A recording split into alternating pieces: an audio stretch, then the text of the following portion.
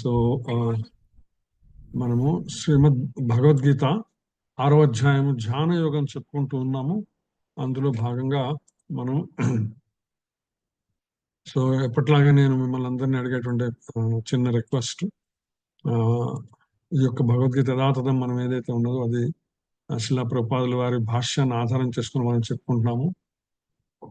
దానికి గురుదక్షిణగా మనము చెప్పుకునే దాంట్లో అందరూ కూడా ఒక నోట్స్ పెట్టుకొని కనీసం ఒక గీతం, దాన్ని ఏమంటారు, ఒక పాయింట్ అన్న ఈరోజు మీకు నచ్చింది లేదా మీరు ఏదైనా ప్రశ్న అడగాలనుకున్న కనీసం ఒక ముఖ్యాంశం అన్న రాసి పెట్టుకుంటే చివరిలో ఆ ఒక్క అంశం అందరితో పంచుకునే ప్రయత్నం చేయండి. అలాగే ఈ అధ్యాయం పూర్తయ్యే లోపల ప్రతి ఒక్కరు కూడా మరొక కొత్త వారిని మన సత్సంగానికి జత చేసేటువంటి ప్రయత్నం చేయండి. సో నేను ఎప్పుడో క్లాస్లో చూశాను, మోర్ దాన్ 50 మెంబర్స్ ఉన్నారు. బట్ ఇవాళ ఉన్న దాంట్లో 22 మనకి వీకెండ్స్ లో ఎందుకు తగ్గిపోతున్నది number. I don't know the reason. Maybe ఎన్నదే వింటున్నాం అనేటువంటి భావన ఉండొచ్చు. ఏదేమైనప్పుడు కూడా సో నా రిక్వెస్ట్ అది, ఇంకో కొత్త వారిని మన సత్సంగానికి జప్ చేసేటువంటి ప్రయత్నం చేయండి. సో మనము ఈ యొక్క 6వ అధ్యాయము గీతార్థ సంగ్రహము యామునాచార్యుల వారు చెప్పినటువంటిది. యోగాభ్యాస విధిర్యోగి చతుర్థా యోగ సాధనం యోగ సిద్ధిస్య యోగస్య పారమ్యం షష్ఠ ఉచ్యతే. ఈ 6వ అధ్యాయంలో ఏం చెప్తున్నారంటే ఆత్మను దర్శించటం యోగం అనబడుతుంది. యోగమును అలవర్చుకునే రీతిని అనుసరించి యోగి 4 విధాలుగా ఉంటారన్నమాట. అభ్యాస వైరాగ్యాలచే యోగ సాధనలు యోగ సిద్ధిని ఇవ్వగల భక్తి యోగము ఉత్తమమని 6వ అధ్యాయంలో చెప్పబడింది. ఇదే విషయాన్ని మనం చెప్పుకుంటూ ఉన్నాము. ప్రత్యేకించి ఈ యొక్క అధ్యాయంలో మనకి 5 ముఖ్యాంశాలు మనం అర్థం చేసుకునేటువంటి ప్రయత్నం చేస్తాం. అష్టాంగ యోగమున పురోగతి అనేటువంటిది మొట్టమొదటిది. తర్వాత అష్టాంగ యోగ సాధన దశలు, తర్వాత మనోనిగ్రహం యొక్క ఆవశ్యకత, విఫల యోగి గమ్యం. విఫల యోగి ఒకవేళ తన గమ్యాన్ని చేరుకోలేని యోగి ఏమవుతాడు అనేటువంటిది 4వ పాయింట్గా. అలాగే అత్యుత్తమ యోగి భక్తి యోగి అనేటువంటి 5 ముఖ్యాంశాలని ఈ అధ్యాయంలో మనము అర్థం చేసుకునేటువంటి ప్రయత్నం చేస్తాం అనమాట. సో అందులో భాగంగా మనము మొట్టమొదటి అష్టాంగ యోగమున పురోగతిలో మనం చెప్పుకుంటూ ఉన్నాము. ఇందులో యోగము సన్యాసము 2 సమానమైనటువంటి విషయాన్ని చెప్పుకున్నాము. అలాగే అష్టాంగ యోగంలో 2 దశలు, ఆరంభం ఆరురుక్ష మరియు అంతిమం అంటే ఆరూఢ దశ అనే 2 దశలు ఉంటాయని, అదే సందర్భంలో మనసే మనకు స్నేహితుడు మరియు శత్రువు, మిత్రుడు మనసే శత్రువు మనసే అనేటువంటి విషయాన్ని మనం అర్థం చేసుకున్నాము. తర్వాత యోగారూఢ దశేందరి లక్షణాలు చెప్పుకుంటూ ఉన్నాం మన గత క్లాసులో చిట్ట చివరిగా మనం చెప్పుకుంటున్న దాంట్లో. తర్వాత 10వ శ్లోకం నుంచి 17వ శ్లోకం దాకా అష్టాంగ యోగ సాధన దశ, ప్రాథమిక సాధనలు ఏవైతే ఉంటాయో అష్టాంగ యోగ ఉపదేశము లక్ష్యం అనేటువంటి అంశాన్ని మనం చెప్పుకుంటాం అనమాట. సో అది చెప్పుకుంటూ చిట్ట చివరిగా మనము పోయిన ఒక వారంలో మనం శ్రీరామనవమి గురించి చెప్పుకున్నాం. అంత ముందు వారంలో మనం చెప్పుకున్న చిట్ట చివరి శ్లోకము భగవద్గీత 6వ అధ్యాయం 8వ శ్లోకం అనమాట. జ్ఞాన విజ్ఞాన తృప్తాత్మా కూటస్థో విజితేంద్రియః యుక్త ఇత్యుచ్యతే యోగి సమలోష్ట్ర అస్మకాంచనః. జ్ఞాన విజ్ఞాన తృప్తాత్మా కూటస్థో విజితేంద్రియః యుక్త ఇత్యుచ్యతే యోగి సమలోష్ట్ర అస్మకాంచనః. ఇది చెప్పుకున్నాడు. జీవులు తాము పొందిన జ్ఞాన విజ్ఞానములతో సంతృప్తి చెంది ఆత్మానుభవంలో నెలకొన్న యోగిగా పిలువబడతారు. ఎవరైతే జ్ఞాన విజ్ఞానముల సంతృప్తి చెందుతారో అటువంటి వాళ్ళు ఆత్మానుభవంలో నెలకొన్న యోగిగా పిలువబడతారు. అటువంటి జీవి ఆధ్యాత్మిక స్థితిలో నెలకొని ఆత్మ నిగ్రహం కలిగి ఉంటారు. వారు గులకరాళ్లను, రాళ్లను, బంగారాన్ని సమానంగానే చూస్తారు అనేటువంటి విషయాన్ని మనం చిట్ట చివరిగా చెప్పుకున్నాం అంత ముందు క్లాసులో అనమాట. సో ఆ తర్వాత 6వ అధ్యాయం 9వ శ్లోకంలోకి వెళ్దాం. సుహృత్ మిత్రార్యుదాసీనా మధ్యస్థాద్వేష్య బంధుషు సాధుష్వపి చ పాపేషు సమబుద్ధిర్విశిష్యతే. సుహృత్ మిత్రార్యుదాసీనా మధ్యస్థద్వేష్య బంధుషు సాధుష్వపి చ పాపేషు సమబుద్ధిర్విశిష్యతే. హరే కృష్ణ. హరే కృష్ణ ప్రభుజీ దండాత్మను. సుహృత్ మిత్రార్యుదాసీనా మధ్యస్థద్వేష్య బంధుషు సాధుష్వపి చ పాపేషు సమబుద్ధిర్విశిష్యతే. శ్రేయోభిలాషులను, మిత్రులను, తటస్థులను, మధ్యవర్తులను, ద్వేషించే వారిని, బంధువులను, సాధువులను, శత్రువులను, పాపపుణ్యులను సమబుద్ధితో ఆదరించే వారిని మరింత పురోగతి చెందిన వానిగా పరిగణించబడును. హరే కృష్ణ. హరే కృష్ణ. హరే కృష్ణ మాతాజీ. నెక్స్ట్ చంద్రవతి మాతాజీ, మీరు చదవగలరా? చంద్రవతి మాతాజీ ఎవరు? హరే కృష్ణ. కనకవల్లి మాతాజీ చదువుతారా శ్లోకం మీనింగ్? హరే కృష్ణ ప్రభుజీ. హరే కృష్ణ మాతాజీ. సుహృత్ మిత్రాయుదాసీన మధ్యస్థద్వేష్య బంధుషు సాధుష్వపి చ పాపేషు సమబుద్ధిర్విశిష్యతే. భావం కూడా చదవనా ప్రభుజీ? శ్రేయాభిలాషులను, మిత్రులను, తటస్థులను, మధ్యవర్తులను, ద్వేషించే వారిని, బంధువులను, సాధువులను, శత్రువులను, పాపపుణ్యులను సమబుద్ధితో ఆదరించే వారిని మరింత పురోగతి చెందిన వానిగా పరిగణించబడును. హరే కృష్ణ. హరే కృష్ణ. నెక్స్ట్ కృష్ణకుమారి మాత చదవగలరా? హరే కృష్ణ. కృష్ణకుమారి పదకంటి.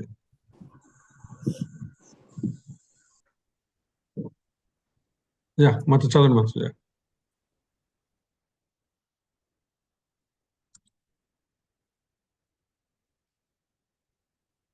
హరే కృష్ణ. ఓకే, ఈ కీర్తన అండి ఏది చదవమంటున్నారు? ఆయన శ్లోకం మాత, శ్లోకం మీనింగ్ మాత. ఓకే. సుహృత్మిత్రార్యుదాసీన మధ్యస్థదేశ్య బంధుషు స్వాదుష్యపి చ పాపేషు సమబుద్ధిర్విశిష్యతే. శ్రేయోభిలాషులను, మిత్రులను, తటస్థులను, మధ్యవర్తులను, ద్వేషించే వారిని, బంధువులను, సాధువులను, శత్రువులను, పాప పుణ్యులను సమబుద్ధితో ఆదరించే వారిని మరింత పురోగతి చెందిన వారిగా పరిగణించబడును. హరే కృష్ణ. హరే కృష్ణ. శ్రేయోభిలాషులను అంటే మన మంచి చెడులని కోరుకునేటువంటి వాళ్ళని, మన మిత్రులను, తటస్థులను, మధ్యవర్తులను, ద్వేషించే వారిని, బంధువులను, సాధువులను, శత్రువులను, పాపపుణ్యులను ఎవరైతే సమబుద్ధితో ఆదరించే వారిని మరింత పురోగతి చెందిన వారిగా పరిగణించబడతారు. ఎందుకనంటే వారు అందరిలో కూడా పరమాత్మ దర్శనము చేస్తారు కాబట్టి, అటువంటి ఉన్నతమైనటువంటి స్థితిలో ఉన్నటువంటి యోగులు ఎవరైతే ఉన్నారో, ఎవరైతే ఆత్మానుభూతి, పరమాత్మానుభూతిని పొందినటువంటి వాళ్ళు ఉన్నారో, వాళ్ళు అందరినీ ఒకే విధంగా చూస్తారు. వాళ్ళకి ఎవరు మిత్రులు ఉండరు, ఎవరు శత్రువులు ఉండరు అనమాట. ప్రతి ఒక్కరిలో కూడా వాళ్ళు పరమాత్మను దర్శనం చేస్తారనమాట. అందుకని అందరినీ కూడా ఒకే రకంగా చూస్తారు అనే విషయాన్ని చెప్తారనమాట. సో శిల ప్రభుపాదుల వారు దీనికి భాష్యం ఎక్కువ ఇవ్వలేదు. నెక్స్ట్ శ్లోకంలో దానికి మరింత వివరణ 2 శ్లోకాలు కలిపి భాష్యం ఇచ్చారు. అయితే ఏంటంటే ఎప్పుడైతే ఈ యొక్క భావం చూశానో అప్పుడు వెంటనే మనకి అందరికీ పాపులర్ అయినటువంటి హనుమాచార్య వారి కీర్తన తందనానాహి తందనానాపురే తందనానా భళ తందనానా అనేటువంటి కీర్తన మనకందరికి గుర్తుండి ఉంటుంది అనమాట. బ్రహ్మమొక్కటే పరబ్రహ్మమొక్కటే, పరబ్రహ్మమొక్కటే పరబ్రహ్మమొక్కటే. పరబ్రహ్మం ఏదైతే ఉందో అంటే నీలోను నాలో ఉన్నటువంటి పరమాత్మ అంతా కూడా ఒక్కటే అని చెప్తానమాట. అందువగు హీనాధికములు ఇందులో ఇక్కడ ఏది ఎక్కువ ఏది తక్కువ అనేటువంటి ఆలోచన లేదు. ఎందుకంటే అందరికీ శ్రీహరే అంతరాత్మ అనే విషయం మర్చిపోకూడదు అనమాట. ఎప్పుడైతే అందరిలోనూ శ్రీహరే అంతరాత్మ అనేటువంటి జ్ఞానాన్ని మనం పెంపొందించుకున్నామో ఆటోమేటిక్ గా ఎవరు మనకు శ్రేయోభిలాషులు ఉండరు, మిత్రులు ఉండరు, తటస్థులు ఉండరు, ద్వేషించేవారు ఉండరు. అందరినీ ఒకే రకంగా చూసేటువంటి భావన మనలో అధికమవుతుందన్నమాట. తర్వాత ఇందులో జంతుకులం ఇంత అని ఒకటి ఇక్కడ ఇంకోటే కాదండి, మనుషులనే కాదు జంతువులన్నీ కూడా ఇక్కడ మనం అదే రీతిలో గమనించవలసి ఉంటుంది. వాటికి కూడా శ్రీహరే అంతరాత్మ అనే విషయం మర్చిపోకూడదు. మనము చెప్తూ నిండార రాజు నిద్రించు నిద్రయునొకటే, అండనే బంటు నిద్రయునొకటే. రాజు కావచ్చు, లేదా రాజు పక్కన ఉన్నటువంటి బంటు కావచ్చు, రాజుని కాపాడుతున్నటువంటి రాజు ప్రొటెక్షన్ గా ఉన్న బంటు కావచ్చు. కానీ వాళ్ళిద్దరు నిద్రపోతుంటే నిద్ర ఒకటే, ఎవరికైనా నిద్ర ఒకటే కదా. మెండైన బ్రాహ్మణుడు మెట్టు భూమి ఒకటే, చండాలుడు ఉండేటు సరి భూమి ఒకటే. ఏదైనా బాగా బ్రహ్మాండమైనటువంటి పండితుడు బ్రాహ్మణైనటువంటి వ్యక్తి ఎవరైతే ఉన్నారో అతనుండే నేల ఒకటే, అదే సందర్భంలో అత్యంత హీన స్థితిలో ఉన్నటువంటి వ్యక్తి ఉండేటువంటి భూమి కూడా ఒకటే. అనుగు దేవతలకు అలకామ సుఖం ఒకటే, ఘనకీట పశువులకు కామ సుఖం ఒకటే. ఈ యొక్క ఇంద్రియ తృప్తి, ఇంద్రియ భోగం అనేది ఉందో దేవతల నుంచి పశుపక్షాదుల దాకా అన్నిటికీ ఒకటే రకమైనటువంటి విషయం మర్చిపోకూడదు. ఇవి అందరికీ కామన్ గా ఉండేటువంటి ఇష్యూసే. దినమహోరాత్రములు తెగి ధనార్జునకొకటే, వనర నిరుపేదకును ఒక్కటే ఒకటే. అంటే రోజులు గాని రాత్రులు గాని వ్యక్తిని బట్టి మారుతుంటాయా? ఎప్పుడు మారవు. ఈ యొక్క ప్రకృతి ధర్మం ఏదైతే ఉందో ప్రకృతి ధర్మం అందరికీ కూడా ఒకటే రకంగా. ఎక్కడి నుంచి వచ్చిందంటే ప్రకృతి ధర్మము భగవంతుని చేత సృష్టించబడినటువంటి ప్రకృతి ఏదైతే ఉన్నదో దీని ధర్మమును అనుసరించి అది అందరికీ ఒకే రకంగా ఇవ్వటం జరుగుతుంది అనమాట. కొరలి శిష్టాన్నములు గును నాకలొకటే, తిరుగు దుష్టాన్నములు తిను నాకలొకటే. నువ్వు తిను మంచి తిను చెడు తిను, కానీ ఆ నాలుక ఒకటే, అది మాత్రం మర్చిపోకూడదు ఎప్పుడు కూడా. పరగ దుర్గంధములపై వాయువునొకటే, వరుస పరిమళముపై వాయువునొకటే. అదేదో అద్భుతమైనటువంటి మన చక్కని వాసన వచ్చింది అనుకున్నాం కదా, ఆ వాసనలో ఉండేటువంటి గాలికి అది అంటుకుంటుంది కొద్దిసేపు మాత్రమే, తర్వాత కొంత దూరం ప్రయాణం చేసిన ఆ పరిమళం దానికి పోతుంది ఆ వాయువుకి. కానీ వాయువు మటుకు శాశ్వతంగా చలిస్తూనే ఉంటుంది అనమాట. అదేవిధంగా దుర్గంధం నుంచి వస్తే దుర్వాసన కొడుతుంది, సుగంధం నుంచి వస్తే మంచి వాసన, పరిమళమైనటువంటి వాసన కడుగుతుంది అనమాట. సో దేని నుంచి వచ్చిన దాని మీద ఆధారపడి ఉంటుంది, కానీ వాయువు మాత్రం ఒకటే, అది ఎప్పటికి కూడా. ఎందుకంటే ప్రకృతిలో అంతర్భాగమైనటువంటి వాయువు అది అందరికీ ఒకటే ఉండదు అనమాట. కడిగి ఏనుగు మీద కాయు ఎండొకటే, పుడమి సునకము మీద పొల ఎండొకటే. అంటే ఆ ఎండ ఏదైతే ఉందో సూర్యుడి నుంచి వచ్చేటువంటి వేడి ఏదైతే ఉందో అది ఎంత పెద్ద ఏనుగైనా ఒకే రకంగా పడుతుంది, ఎంత పెద్ద సునకమైనా ఒకే రకంగా పడుతుంది. అదే విధంగా కడుపుంజులను పాప కర్మలను సరిగావా. ఎప్పుడైతే మనము పుంజులను గాని పాపులను గాని అందరినీ ఒకే రకంగా చూసేటువంటి భాగ్యాన్ని మనకు కలిగించమని భగవంతుని వేడుకుంటున్నాం. జడియు శ్రీ వెంకటేశ్వరు నామం ఒకటే. ఎప్పుడైతే వైకుంఠేశ్వరుని యొక్క నామం మనం పలుకుతామో ఆ నామం పలకటం ద్వారా మనకి ఇటువంటి ఉన్నతమైనటువంటి స్థితి కలుగుతుందని అన్నమాచార్యులు వారు చెప్తున్నారు. ఎటువంటి స్థితి? శ్రేయోభిలాషులను, మిత్రులను, తటస్థులను, మధ్యవర్తులను, ద్వేషించే వారిని, బంధువులను, సాధువులను, శత్రువులను, పాపపుణ్యులను సమబుద్ధితో ఆదరించే వారిని మరింత పురోగతి చెందిన వానిగా పరిగణించబడుతుంది అనే విషయాన్ని ఇక్కడ స్పష్టం చేయడం జరిగిందనమాట. సో ఆ విధంగా మనం తెలుపుకుంటూ తర్వాత శ్లోకంలోకి ప్రవేశిద్దాం. యోగి యుంజీత సతతం ఆత్మానం రహసి స్థితః, ఏకాకీయత చిత్తాత్మా నిరాశీరా పరిగ్రహః. యోగి యుంజీత సతతం ఆత్మానం రహసి స్థితః, ఏకాకీయత చిత్తాత్మా నిరాశీరా పరిగ్రహః. హరే కృష్ణ. నాగమణి మాత చదువుతారా? హరే కృష్ణ ప్రభుజీ. హరే కృష్ణ. యోగి యుంజీత సతతం ఆత్మానం రహసి స్థితః, ఏకాకీయత చిత్తాత్మా నిరాశీర పరిగ్రహః. యోగి తన దేహమును, మనస్సును, ఆత్మను సదా భగవాను సంబంధంలో నియుక్తం చేసి ఏకాంతంగా జీవిస్తూ మనస్సును నిగ్రహించవలెను. అతడు కోరికలను స్వాధీనంలో ఉంచుకోవాలనే భావన నుంచి ముక్తుడై ఉండాలి. హరే కృష్ణ. హరే కృష్ణ. జై శ్రీ శివని మాతాజీ. హరే కృష్ణ. యోగి యుంజిత సతతం ఆత్మానం రహసి స్థితః, ఏకాకీయత చిత్తాత్మా నిరాశీర పరిగ్రహః. యోగి తన దేహమును, మనస్సును, ఆత్మను సదా భగవానుని సంబంధంలో నియుక్తం చేసి ఏకాంతంగా జీవిస్తూ మనస్సును నిగ్రహించవలెను. అతడు కోరికలను స్వాధీనంలో ఉంచుకోవాలనే భావన నుంచి ముక్తుడై ఉండాలి. హరే కృష్ణ. హరే కృష్ణ. నాగచంద్రిక మాతాజీ. హరే కృష్ణ. సేమ్ ప్రభుజీ. సేమ్ మాతాజీ. దండవత్. యోగి యుంజీత సతతం ఆత్మానం రహసి స్థితః, ఏకాకీయత చిత్తాత్మా నిరాశీర పరిగ్రహః. యోగి తన దేహమును, మనస్సును, ఆత్మను సదా భగవానుని సంబంధంలో నియుక్తం చేసి ఏకాంతంగా జీవిస్తూ మనసును నిగ్రహించవలను. అతడు కోరికలను స్వాధీనంలో ఉంచుకోవాలనే భావన నుంచి ముక్తుడై ఉండాలి. Hare thank you. కృష్ణ. యోగి యుంజీత సతతం ఆత్మానం రహస్య స్థితః ఏకాకీ యత్ చిత్తాత్మా నిరాశీర పరిగ్రహ. యోగి తన దేహమును, మనస్సును, ఆత్మను సదా భగవానుని సంబంధంలో నియుక్తం చేయాలి. దేహాన్ని, మనస్సుని, ఆత్మను ఏం చేయాలా? భగవంతుని యొక్క సంబంధంలో నియుక్తం చేసి ఏకాంతంగా జీవిస్తూ మనస్సును నిగ్రహించాలన్నమాట. అంటే తనలో తాను ఆత్మారాముడై ఉండేటువంటి స్థితికి ఎదగాల ఎవరు? యోగి అనేటువంటి వాడనమాట. దేహాన్ని, మనస్సును, ఆత్మను భగవంతునితో సంబంధం చేయటం. అటువంటి స్థితిలో ఉన్నప్పుడు అతడు కోరికలను స్వాధీనంలో ఉంచుకోవాలి, భావన నుంచి ముక్తుడై ఉండాలా. అంటే కోరికలను స్వాధీనం చేసుకోవాలనే ఆలోచన అవసరం లేదు అతనికి ఎప్పటికి కూడా. ఎందుకంటే ఎప్పుడైతే భగవంతుని యొక్క సంబంధం కలిగి ఉండి భగవంతుని సేవలో ఉంటాడో అప్పుడు ఇటువంటి అవసరమే ఉండదన్నమాట. సో దేవదేవుడైన శ్రీకృష్ణుడు బ్రహ్మము, పరమాత్మ, భగవానుడుగా 3 దశలలో అనుభవానికి వచ్చును అనే విషయాన్ని శిలా ప్రభుపాదుల వారు మన భాష్యంలో చెప్తారనమాట.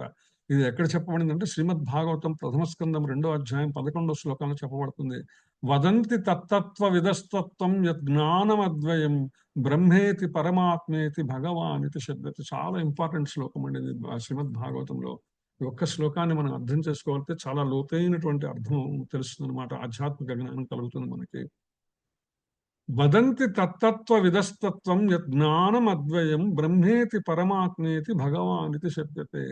పరతత్వం అన్నది తత్వవిధులచే 3 దశలలో అనుభూతమవుతున్నది. శిలాప్రభుపాద చాలా సందర్భాలలో ఈ యొక్క రిఫరెన్స్ మనకు భాష్యముల్లో, భగవద్గీతలో కానీ శ్రీమద్ భాగవతంలో కానీ దీని భాష్యాలలో ఈ శ్లోకానికి సంబంధించిన ఈ యొక్క బ్రహ్మము, పరమాత్మ, భగవాను 3 దశలుగా అనుభవానికి వస్తాడనే విషయాన్ని చాలా సందర్భాల్లో వాడారనమాట ఆయనమాట. సో అవన్నీ కూడా అభిన్నములై ఉన్నాయి. పరతత్వ ఆ వివిధ దశలే బ్రహ్మము. ఏదైతే మనం అనుకుంటుంటాం కదా, కొంతమంది చెప్తుంటారు అహం బ్రహ్మోస్మి, నేను బ్రహ్మమును అని అనుకుంటా. నేను బ్రహ్మమును అనేటువంటి జ్ఞానం ఎప్పుడు కలుగుతుంది? నేను శరీరమును కాదు, నేను జీవాత్మను అని కలిగినప్పుడు అహం బ్రహ్మోస్మి అనేటువంటి భావన కలుగుతుంది. అక్కడితో ఆగిపోతుంది. చాలా మంది అక్కడితో ఆగిపోతారు. ఎవరైతే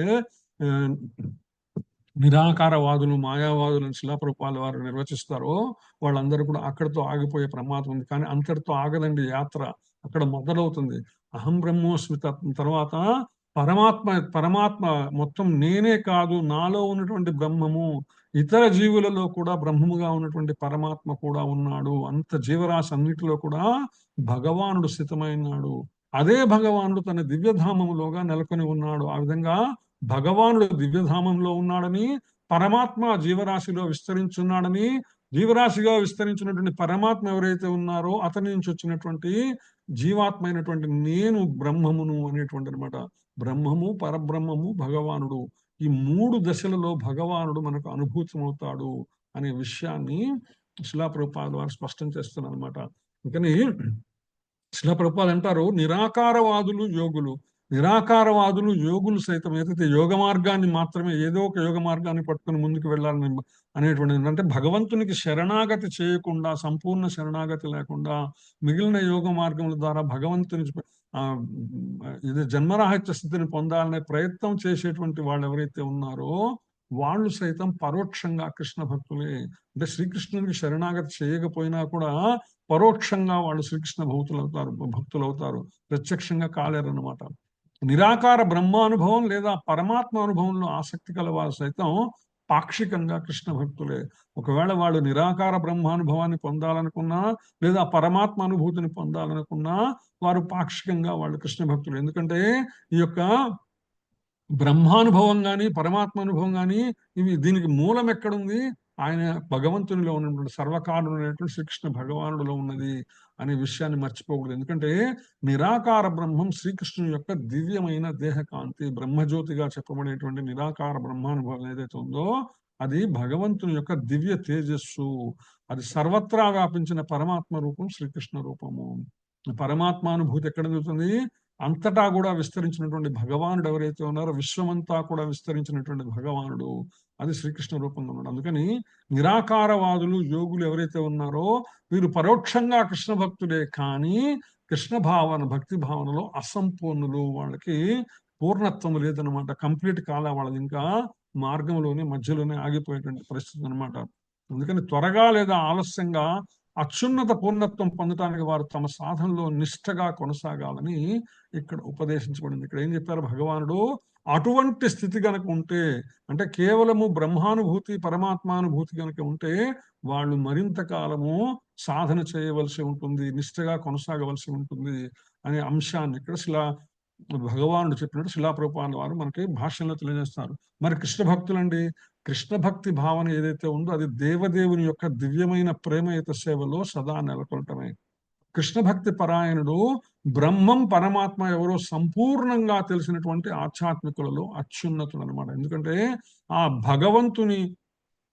భగవంతుడే సాక్షాత్తు తన దివ్యలోకములో దివ్యధామములో వెలసి ఉన్న భగవానుడే, సగుణ సాకార రూపుడైనటువంటి శ్రీకృష్ణ భగవానుడే పరమాత్మగా ప్రతి జీవరాశిలో విస్తరించి ఉన్నాడు. అతని యొక్క అంశారూపమైనటువంటి జీవాత్మ నాలో ఉన్నది అనేటువంటి భావన కృష్ణ భక్తుడికి ఎప్పుడు ఉంటుంది. ప్రత్యేకించి ఈ జీవాత్మ ఏదైతే ఉందో, ఈ శరీరం ఏదైతే ఉన్నదో, ఇది ఇహలోకంలో కానీ పరలోకంలో కానీ భగవంతుని భక్తియుత సేవకు కోసం మాత్రమే ఉద్దేశించబడింది అనేటువంటి జ్ఞానం కలుగుతుంది కృష్ణ భక్తుడికి ఎప్పుడు కూడా. అందుకని ఆధ్యాత్మికులలో అతడు అత్యున్నతుడు. ఎందుకంటే ఇటువంటి జ్ఞానం ఏదైతే ఉన్నదో, తన దివ్యధములో ఉన్నటువంటి భగవానుడు పరమాత్మ రూపముగా విశ్వమంతా విస్తరించినటువంటి భగవానుడు, ఆ భగవాను యొక్క దివ్య అంశ అయినటువంటి జీవాత్మగా నాలో ఉండి ఈ శరీరమును నాకిచ్చి ఈ భౌతిక జగత్తులో భగవానుని సేవ ఇక్కడ కానీ ఆధ్యాత్మిక జగత్తుకి వెళ్ళినప్పుడు భగవాను సేవ కానీ తెలియాలి చేయటమే పరమాత్మ జీవాత్మ యొక్క సంబంధము, భగవద్ అనుభూతి అనేటువంటి ఈ జ్ఞానం ఎవరికైతే ఉంటుందో ఇది సంపూర్ణమైనటువంటి జ్ఞానం అనమాట. ఇది పరతత్వ జ్ఞానం సంపూర్ణముగా కలిగినటువంటి కృష్ణ భక్తులు చేసేటువంటి మా సాధన ప్రక్రియ. అందుకని కృష్ణునిపై మనస్సును సంలగ్నం చేయటం యోగి యొక్క ప్రథమ కర్తవ్యము. యోగి ఒకవేళ కేవలము బ్రహ్మానుభూతి పరమాత్మానుభూతికి పరిమితమైపోతే మరుజన్మలో మరలా కూడా తాను భగవదనుభూతికి తను భగవదనుభూతి కోసం ప్రయత్నం చేయాల్సి ఉంటుంది. అందుకని కదా భగవాన్ చెప్పాడు, ఈ సంపూర్ణ జ్ఞానం ఏదైతే ఉందో, ఏది సంపూర్ణ జ్ఞానము? ఏదైతే భగవంతుని యొక్క భగవదనుభూతి పరమాత్మానుభూతి బ్రహ్మానుభూతి మూడు అనుభూతులు కలయికే సంపూర్ణ జ్ఞానము. ఇందులో కేవలం బ్రహ్మానుభూతికి పరిమితమైతే అది పాక్షిక కొంచెం కొద్దిపాటి జ్ఞానమే. లేదు పరమాత్మానుభూతికి వెళ్తే మరింత మెరుగైనటువంటి భావమే, కానీ సంపూర్ణ జ్ఞానం కాదు. అందుకనే భగవాన్ చెప్పాడు భగవద్గీతలో, బహూనాం జన్మనామంతే జ్ఞానవాన్ మాం ప్రపద్యతే వాసుదేవ సర్వమితి సమహాత్మ సుదుర్లభ అంటాడు. వాసుదేవుడే సర్వస్వం అనేటువంటి జ్ఞానం అంత సులభంగా రాదండి. ఆ సులభంగా వచ్చి ఆ జ్ఞానము కలిగిన రోజు, ఎప్పుడైతే జ్ఞానము కలిగి సంపూర్ణముగా వాసుదేవుడే సర్వస్వం అనేటువంటి ప్రపత్తి చేస్తారో, శరణాగతి చేస్తారో, అటువంటి వాళ్ళు ఎన్నో జన్మలు ఎత్తిన తర్వాత కానీ అటువంటిది లభించదనమాట. మన యొక్క అదృష్టం కొద్దీ మనకి శిలాప్రభుపాదుల వంటి మహానుభావులు కారణ జన్ములు, అదే విధంగా మన గురువులు ఎవరైతే ఉన్నారో శిక్షా గురువులు, వీళ్ళందరూ దీక్షా గురువులు, వాళ్ళందరి కృప వలన మనకి ఆ జ్ఞానము చాలా తొలినాళ్లలోనే అందేటువంటి అవకాశం మనకు లభించింది. కాబట్టి ఏం చేయాలి? ఒక మంచి అవకాశం లభిస్తే ఏం చేయాలి? దాన్ని అందిపుచ్చుకోవాలండి, వదిలిపెట్టకూడదు. అందుకని మనము కొంచెం కఠినమైన దాన్ని అందిపుచ్చుకునేటువంటి ప్రయత్నం చేయాలి. తద్వారా ఏదైతే సంపూర్ణ జ్ఞానం గురించిన అవగాహన మనకి ఇవ్వబడిందో భగవద్గీత ద్వారా, భాగవతం ద్వారా, శిలాప్రభుపాదుల వారి భాష్యముల ద్వారా, మన గురువుల ద్వారా అందింపబడిందో దాన్ని వదులుకోకుండా గట్టిగా పట్టుకొని మనము ముందుకు వెళ్ళవలసిన అవసరం ఉన్నదనమాట.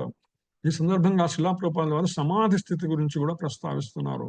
సమాధి అంటే క్షణకాలం మరొక కృష్ణుని సదా స్మరించుచు శ్రీకృష్ణ భగవానునిపై మనస్సు స్థిరపడటమే సమాధి స్థితి అనే విషయం మర్చిపోవద్దు. ఎందుకంటే కృష్ణ భక్తి భావన అంటే ఆత్మ సమర్పణ అనేటువంటి భావన అనమాట. మనకి శ్రవణం దగ్గర మొదలుపెట్టి నవవిధ భక్తి మార్గంలో చివరికి ఆత్మ నివేదన దాకా వచ్చేటువంటి ప్రక్రియ ఏదైతే ఉందో, నవవిధ భక్తి మార్గం ఏదైతే ఉందో, ఇది ఉత్తమమైనటువంటి కృష్ణ భక్తి భావన, ఆత్మ సమర్పణ భావము. అందువలన సమాధి స్థితి ఇందులో బై డిఫాల్ట్ అనమాట, మనకు అప్రయత్నంగానే చేకూరేటువంటి పరిస్థితి అనమాట. ఎందుకంటే దానిలో నాది అనే భావనకు ఏమాత్రం ఆస్కారం ఉండదు. మనస్సును కేంద్రీకరించడానికి ఏకాంతంగా బాహ్య విషయాల వల్ల కలతలను నివారించాలి. ఆత్మానుభవానికి అనుకూలమైనటువంటి వాటిని గ్రహించాలి, ప్రతికూలమైనటువంటి వాటిని త్యజించాలి. కూడబెట్టాలనే భావంతో తనను బంధించే అనవసర విషయ వస్తువులపై ఎప్పుడు కూడా మనం తపన చెందకూడదండి. జీవుడు ఎప్పుడైతే ప్రత్యక్షంగా భక్తి భావంలో నెలకొంటాడో ఈ సంపూర్ణత్వం నియమాలు అప్రయత్నంగా చక్కగా అమరుతాయి. మనకు తెలియకుండానే భగవానుడు మనకు అవసరమైనటువంటి, మనలో సంకల్పం ఒక్కటే ఉండాలండి. భగవంతుని చేరాలని, భగవంతుని చేరేటువంటి మార్గాన్ని మనం తెలుసుకోవాలని, దానికి సరైనటువంటి మార్గదర్శనం మనకు కావాలని మనం కోరుకోవాలనే సంకల్పం ఒకటి ఉంటే చాలు. అప్రయత్నంగానే భగవానుడు మనకు అవసరమైనటువంటి పరిస్థితులన్నీ కూడా ఏర్పాటు చేస్తాడు. చక్కటి శిక్షా గురువుని ఏర్పాటు చేస్తారు, చక్కటి సత్సాంగత్యం ఏర్పాటు చేస్తారు, చక్కటి భగవత్ సంబంధ విషయ జ్ఞానాన్ని చెప్పేటువంటి భగవద్గీత భాగవత ఉపదేశం చెప్పేటువంటి శిక్షా గురువుల్ని, ప్రత్యేకించి శిలా ప్రభుపాదుల వారి వంటి భాష్యాన్ని మనం అర్థం చేసుకునే ప్రయత్నానికి అవసరమైనటువంటి ఏర్పాట్లన్నీ కూడా భగవానుడు చేస్తాడు. అలా చేయబట్టే కదా మనందరం ఈ రోజు ఇక్కడ కూర్చొని అద్భుతమైనటువంటి శిలా ప్రభుపాదుల వారి భాష్యాన్ని మనం చెప్పుకోగలుగుతున్నాము. అందుకని కేవలం సంకల్పమార్థం చేత ఇవన్నీ వచ్చేటువంటి అవకాశం ఉంది. ఏదైతే ఇప్పటిదాకా శిలా ప్రభుపాదుల వారి భాష్యంలో చెప్పారో దానికి మూలమైనటువంటి భక్తి రసామృత సింధువులోని ఒక శ్లోకాన్ని ప్రస్తావిస్తారు. శ్రీ రూప గోస్వామి వివరించినటువంటి కృష్ణ భక్తి భావన ఎటువంటిదంటే, అనాసక్తస్య విషయాన్ యథార్హముపయుంజతః నిర్బంధ కృష్ణ సంబంధే యుక్తం వైరాగ్యముచ్యతే ముముక్షుభి పరిత్యాగో వైరాగ్యం ఫల్గు కర్చతే అని చెప్తున్నారనమాట. దేనితో సంగత్వము కలిగి ఉండక, ఏది కనిపితే దాంతో బంధాన్ని పెంచుకోకూడదండి. అదే సమయంలో ప్రతిదీ కృష్ణుని కొరకు స్వీకరించే మనుషుడు సర్వం తానే పొంది ఉండాలనే భావనకు అతీతులై ఉంటారు. ఎందుకంటే ఈ భౌతిక ప్రపంచంలో కనిపించే ప్రతిదీ కూడా భగవంతుని యొక్క ఐశ్వర్యము, భగవంతుని కృపచే పొందాం కాబట్టి ఇవేవి నాది కాదు, కేవలం భగవత్ కరుణ వలన ఆయన నా కోసం అమర్చాడు. అందుకని వీటిని నేను ఆయనకి వినియోగించాలి. ఇవన్నీ ఎందుకు ఇచ్చాడు ఆయన అంటే, ఆయన్ని సేవించడం కోసం ఇచ్చాడు కాబట్టి నేను ఇవన్నీ ఆయన సేవలో వినియోగించుకోవాలి అనే భావన ఎప్పుడైతే ఉంటుందో అది స్వామిత్వం, అంటే నేను అనేటువంటి భావం పోతుందన్నమాట. అతీతుడై ఉంటాడనమాట. కృష్ణుడితో వాటికి గల సంబంధం తెలియక సర్వం త్యజించువారు వైరాగ్యంలో పూర్ణత్వం పొందినవాడు కాదు. ఈ భౌతిక ప్రపంచం యొక్క సృష్టి, భౌతిక ప్రపంచంలోని ప్రతి జీవరాశి, ప్రతి అణువు కూడా కృష్ణ సంబంధము, నిర్బంధ కృష్ణ సంబంధే, కృష్ణుడితో సంబంధించినది, కృష్ణుని యొక్క సొత్తు, ఇది కృష్ణుని యొక్క సేవకే వినియోగించాలనే భావన ఎవరికైతే ఉండదో అటువంటి వాడు ఎప్పుడు కూడా వైరాగ్యంతో, తనకి ఎటువంటి ఆసక్తి లేదని ప్రదర్శించుకోవడానికి ప్రయత్నం చేసినా కూడా అతనికి పూర్ణత్వం లభించదు అనే విషయాన్ని శిలా ప్రభుపాదుల వారు స్పష్టం చేస్తున్నారు. అందుకని తెలుసుకోవాల్సింది ఏంటి, నిర్బంధ కృష్ణ సంబంధే, ప్రతిదీ కూడా కృష్ణుని యొక్క ఐశ్వర్యము, కృష్ణుని కృప, అది లేకుండా ఏమీ జరగదు. ఏదైతే నేను ఇప్పుడు అనుభవిస్తున్నానో ఇదంతా కూడా భగవంతుని యొక్క ఐశ్వర్యము. ఆయన నాకు ఈ అవకాశం ఇచ్చాడు, ఎందుకంటే నాకు ఇచ్చిన అవకాశాన్ని సద్వినియోగం చేసుకోవాలి. ఏ విధంగా భగవంతుని భక్తియుత సేవలో చేయాలనేటువంటి ఉద్దేశం. అంతే కదండి. ఒక ఉద్యోగానికి వెళ్తాం మనం, ఒక ఉద్యోగానికి వెళ్ళినప్పుడు ఉద్యోగంలో కావాల్సినటువంటి ఏర్పాట్లన్నీ కూడా అక్కడ ఆఫీసులో కూర్చోడానికి కుర్చీ, కూర్చోడానికి వస్తైనటువంటి కుర్చీ, బల్ల, ఇంటర్నెట్, ఫోను, మధ్య మధ్యలో తాగడానికి మంచినీళ్లు, అట్లే విధంగా మిగిలిన ఏర్పాట్లన్నీ కూడా చేస్తారు. ఎందుకు? ఉద్యోగస్తుల కోసమని. ఆ యొక్క యజమాని అనమాట. ఎందుకోసము? వాళ్ళందరూ ఆ యజమాని కోసం పనిచేస్తారు. అలాగే భగవానుడు మన కోసం ఇన్ని ఏర్పాట్లు చేశాడు అనమాట. ఎన్ని ఏర్పాట్లు చేశాడంటే, మనం ఏది కావాలనుకుంటే అదన్నీ కూడా మనకు ఏర్పాటు చేశాడు ఆయన. ఏర్పాటు ఎందుకు చేశాడంటే మనము ఆయనని సేవించడం కోసం. ఇది ఆయన యొక్క ఐశ్వర్యము కాబట్టి ఈ ఐశ్వర్యము ద్వారా భగవంతుని సేవించాలనే విషయం అనమాట. కృష్ణ భక్తులు ఎప్పుడు కూడా సర్వం కృష్ణునికే చెందినని తెలిసి నాది అనే భావం నుంచి ముక్తులై ఉంటారు. వారికి కొరకు దేనిపై ఆసక్తి కలిగి ఉండదు. ఇది నా సొంతము, నేను నాకే చెందినది అనేటువంటి భావన ఎప్పుడు ఉండదన్నమాట. ఏదైతే తన భక్తికి దోహదమైన విషయాలు ఎలా గ్రహించాలో, ప్రతిబంధకమైనటువంటి విషయాలు అంటే భక్తిని పక్కకు మళ్లించే విషయాలను ఎలా వదిలిపోయాలో వాళ్ళకి సంపూర్ణంగా తెలిసి ఉంటుంది అనమాట. ఆటోమేటిక్గా మనందరం కూడా ఏంటంటే సత్సాంగత్యం వల్ల మన యొక్క శిక్షా గురువులు ఎవరైతే ఉన్నారో, లేదా సీనియర్ డివోటీస్ ఎవరైతే ఉన్నారో వారి మార్గదర్శనం వల్ల మనం ఏది ఎలా చేయాలి, ఏది చేయకూడదు అనేటువంటి విషయ జ్ఞానాన్ని మనం పొందగలుగుతున్నాం అనమాట. ఎందుకనంటే ఇది ఒక కృష్ణ భక్తులకు మాత్రమే సాధ్యమవుతుంది. దివ్య స్థితిలోని భక్తులు సదా విషయ వస్తువుల నుంచి దూరంగా ఉంటారు. ఎవరైతే ఇది మొత్తము భగవంతుని యొక్క కృప, భగవంతుని యొక్క ఐశ్వర్యము అనేటువంటి భావన ఉంటుందో ఆటోమేటిక్ గా మనకి సంబంధం లేదు, ఇది ఆయనది కాబట్టి వీటి మీద ఎప్పుడు కూడా ఆసక్తి ఉండదన్నమాట. అభక్తులతో సంబంధం లేకుండా వల్ల వాడు సదా ఒంటరిగా ఉంటారు. ఇది అండి కీలకము.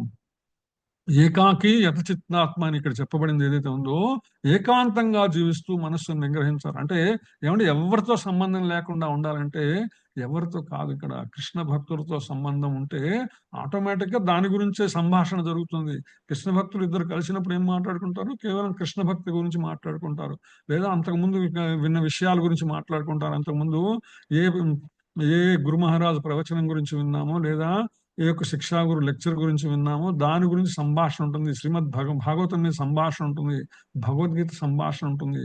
ఇది అంతా కూడా కృష్ణ భక్తి భావనలో మార్గమే. ఇది ఏకాకిగా ఉండటం అవసరం లేదు.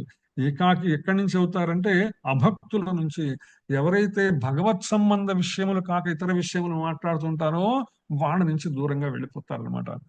వాళ్ళ నుంచి దూరంగా ఉంటారు వాళ్ళు ఎప్పుడు కూడా. ఎందుకంటే తమకున్న కొద్దిపాటి జీవిత కాలంలో కొద్దిపాటి సమయాన్ని ఎంత ఎక్కువ దాన్ని భగవంతుని యొక్క నామ కథా లీలా స్మరణలో, శ్రవణ కీర్తన స్మరణలో వినియోగించాలనే లక్ష్యంతో ఉంటారు. కాబట్టి వాళ్ళు అందరిలో ఉన్నా కూడా కృష్ణ భక్తులతో కలిసినప్పుడు కూడా ఏకాంతంగానే ఉంటారు. ఎలా అంటే అదే భావనలో ఉంటారు. కాబట్టి అందువలన కృష్ణ భక్తులు సంపూర్ణ యోగులు అనే విషయాన్ని శిలా ప్రభుపాద భాష్యంలో తెలియజేస్తున్నారు అనమాట. ఎలా ఉంటారని చెప్తూ ఈ సందర్భంగా రెండు పద్యాలు మనకి పోతన గారి భాగవతంలో వస్తాయి. ప్రహ్లాద చరిత్రలో ప్రహ్లాదుడు ఎలా ఉండేవాడు, అందరితో ఉంటూ కూడా ఏకాంతంగానే ఉండేవాడు అనమాట. ఎలా ఉండేవాడంటే పానీయంబులు త్రావుచున్ కుడుచుచున్ భాషించుచున్ హాసలీలా నిద్రాదులను చేయుచున్ తిరుగుచున్ లక్షించుచున్ సంతత శ్రీ నారాయణ పాద పద్మ యుగళి చింతామృతాస్వాద సంధానుండే మరచన్ సురారిసుతుడే తద్విశ్వమున్ భూవరా అంటారు అనమాట. ఎవరు వాళ్ళ గురువులను అడుగుతాడు హిరణ్యకశిపుడు, మా అబ్బాయి ఏం చేస్తున్నాడంటే, రాజా ప్రహ్లాదుడు అన్నము తింటూ నీళ్లు తాగుతూ మాట్లాడుతూ నవ్వుతూ వినోదిస్తూ నిద్రపోతూ కానీ ఎప్పుడైనా సరే ఏమరపాటు లేకుండా శ్రీహరి ధ్యానంలోనే నిమగ్నమైన చిత్తము కలిగి ఈ ప్రపంచాన్ని మరిచిపోయి ఉంటాడు. ఏకాకీయుత చిత్తాత్మ అనేటువంటి ఆ యొక్క పదాలకు ఇక్కడ చక్కటి అర్థం అనమాట. ఈ యొక్క పద్యం చక్కని ఉదాహరణ. అంతేకాదు పోతనారి భాగవతంలో సుధాముని యొక్క భగవానుడు మధురకు వచ్చినప్పుడు సుధాముడు మాలలు అందిస్తాడు కదా శ్రీకృష్ణ భగవానికి బలరాముడికి. అక్కడ కూడా ఒక చక్కటి పద్యం ఉంది. నీ పాద కమల సేవయు నీ పాదార్చకలతోడి నిజము నితాంతాపార భూతదయున్ తాపసమందార నాకు దయసూయ కదే అంటాడు. ఏం కోరుకుంటాడంటే సుధాముడు, తాపసులను కల్పవృక్షం వంటి వాడా శ్రీకృష్ణ, కమలముల వంటి నీ పాదాల పరిచర్యను, నీ పాదాలు పూజించే భక్తులతో చెలిమిని, సర్వ ప్రాణుల మీద అపరిమితమైన దయను నాకు ప్రసాదించు అనేటువంటి ఉద్దేశంతో యోగి యుంజిత సతతం ఆత్మానం రహస్య స్థిత ఏకాకీయుత చిత్తాత్మ నిరాశీర పరిగ్రహ. ఎప్పుడు కూడా అటువంటి ఉన్నతమైనటువంటి భావనలో ఉంటారు ఎప్పుడు భగవద్భక్తులు కూడా. అందుకని భగవద్భక్తుల సాంగత్యము కూడా ఒక విధంగా భగవత్ చింతనలో ఏకాంతము లాంటిదే అనే విషయాన్ని మనం గుర్తుంచుకోవాలన్నమాట. సో ఆ విధంగా గుర్తుపెట్టుకుంటూ తర్వాత శ్లోకంలోకి వెళ్దాం. శుచౌ దేశే ప్రతిష్టాప్య స్థిరమానసమాత్మనః నాచ్యుత్సితం నాతి నీచం చైలాజిన కుశోత్తరం తత్రైకాగ్రం మనః కృత్వా యతచిత్తేంద్రియ క్రియః ఉపవిశ్యాసనే యుంజాత్ యోగమాత్మా విశుద్ధయే. శుచౌ దేశే ప్రతిష్టాప్య స్థిరమానసమాత్మనః నాచ్యుత్సితం నాతి నీచం చైలాజిన కుశోత్తరం తత్రైకాగ్రం మనః కృత్వా యుతచిత్తేంద్రియ క్రియః ఉపవిశ్యాసనే యుంజాత్ యోగమాత్మా విశుద్ధయే. హరే కృష్ణ. హరే కృష్ణ ప్రభుజీ. కృష్ణ. శుచౌ దేశే ప్రతిష్టాప్య స్థిరమాసనమాత్మనః నాత్యుచ్ఛ్రితం నాతి నీచం చైరాజిన కుశోత్తరం తత్రైకాగ్రం మనః కృత్వా యతచిత్తేంద్రియక్రియః ఉపవిశ్యాసనే యుంజాద్ యోగమాత్మ విశుద్ధయే. యోగాభ్యాసం కొరకు యోగి ఏకాంత స్థలమునకేగి నేలపై కుశగ్రాసమును పరిచి దానిని జింక చర్మము మరియు వస్త్రముతో కప్పవలను. అట్టి ఆసనము అతి ఎత్తుగాను లేదా అతి క్రిందుగాను ఉండక పవిత్ర స్థానంలో ఏర్పాటు కావలను. పిదపాతడు దానిపై స్థిరముగా కూర్చుండి ఇంద్రియ మనోకర్మలు నియమించి మనస్సుని ఏకాగ్రపరిచి హృదయ శుద్ధి కొరకు యోగమును అభ్యసించవలను. హరే కృష్ణ. హరే కృష్ణ మాతాజీ. హరే కృష్ణ. వినీత కృష్ణమోహిని మాతాజీ, మాత చదువుతారా మీ శ్లోకాలు విని? హరే కృష్ణ ప్రభు ప్రణామ్. హరే కృష్ణ చదువు మాతాజీ. శుచౌ దేశే ప్రతిష్టాప్య స్థిరమాసనమాత్మనః నాత్యుచిత్రం నాతి నీచం శైలాజిన కుశోత్తరం తత్రైకాగ్రం మనః కృత్వా యతచిత్తేంద్రియః క్రియః ఉపవిశ్యాసనే యుంయాద్ యోగమాత్మా విశుద్ధయే. యోగాభ్యాసము కొరకు యోగి ఏకాంత స్థలమునకేగి నేలపై కుశగ్రాసమును పరచి దానిని జింక చర్మము మరియు వస్త్రముతో కప్పవలెను. అట్టి ఆసనము అతి ఎత్తుగాను లేదా అతి క్రిందుగాను ఉండక పవిత్ర స్థానములో ఏర్పాటు కావలెను. పిదప అతడు దానిపై స్థిరముగా కూర్చుండి ఇంద్రియ మనోకర్మలను నియమించి మనస్సును ఏకాగ్రపరచి హృదయ శుద్ధి కొరకు యోగమును అభ్యసించవలెను. శ్రీల ప్రభుపాదికి హరే కృష్ణ హరే ప్రభు. కృష్ణ. హరే కృష్ణ మాతాజీ. శ్రీనాథ్ బాలాజీ దాస్ ప్రభు, శ్రీనాథ బాలాజీ దాస్ ప్రభు చదువుతారా? హరే కృష్ణ. హరే కృష్ణ. శ్రీనాథ బాలాజీ దాస్ ప్రభు. ఓకే. వైకుంఠేశ్వరి మాతాజీ.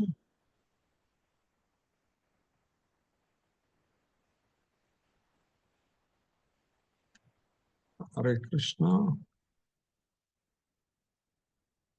వైకుంఠేశ్వరి మాతాజీ.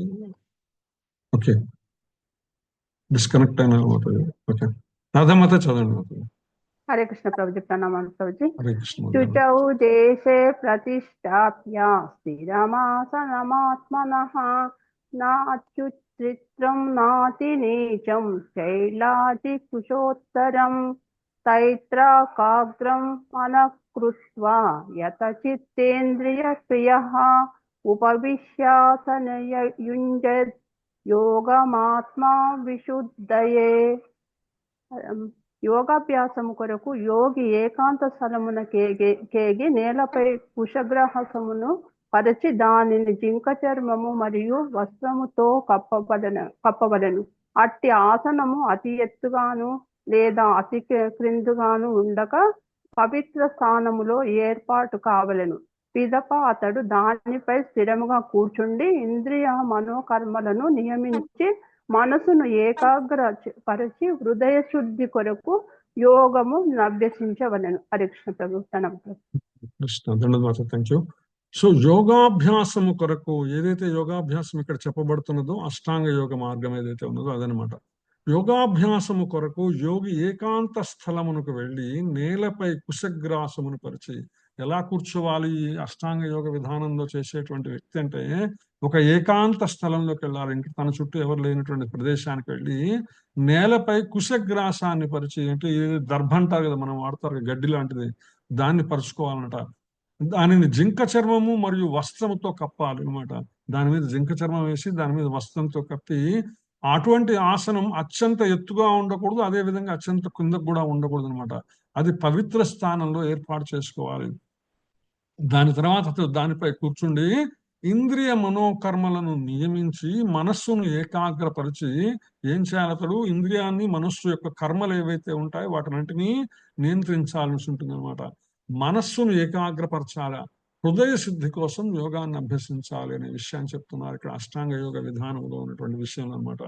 ఇక్కడ శిలాప్రపాల వారు శుచౌ దేశే అనే పదం ఇక్కడ తీర్థస్థానాలను సూచిస్తున్నది అని చెప్తారు. ఇక్కడ మనం ఈ యొక్క శ్లోకంలో ఏదైతే శుచౌ దేశే అనేటువంటి పదం ఏదైతే ఉన్నదో దీన్ని మనం ఎలా స్వీకరించాలి? వాస్తవానికి శుచి అంటే చాలా శుభ్రమైనటువంటి, దేశ అంటే స్థలము ప్రదేశము ఏదైనా కావచ్చు అనమాట. కానీ ఇక్కడ శిలాప్రపాల చెప్తున్నది దీనికి మనము తీర్థస్థానాలను చూస్తుండే. తీర్థస్థానాలంటే ఎక్కడైతే తీర్థం అంటే ఆ యొక్క నదీ ప్రవాహం ఉంటుందో ఆ యొక్క ప్రదేశాలు అనమాట.